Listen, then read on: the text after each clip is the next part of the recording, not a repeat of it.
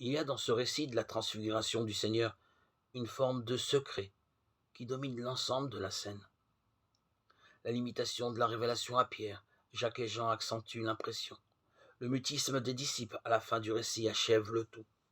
Nous pourrions être surpris de cette chape de silence qui entoure l'événement, le rendant bien mystérieux au mauvais sens du terme. Ce secret doit cependant être lié au mystère qui se révèle, à l'intimité dans laquelle pénètrent les disciples, à la pudeur nécessaire à la relecture de l'expérience mystique à laquelle ils sont conviés. Ce qui se passe à l'intérieur de la nuée donne sens, direction à la vie de Jésus.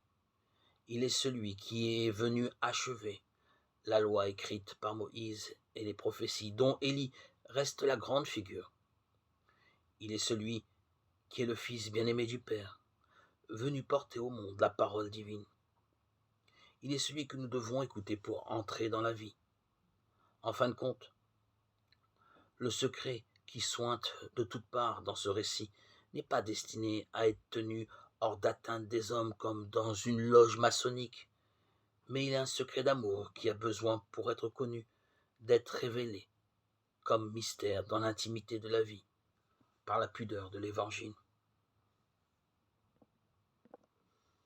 La transfiguration anticipe la révélation du grand secret de Dieu, qui éclatera au jour de Pâques.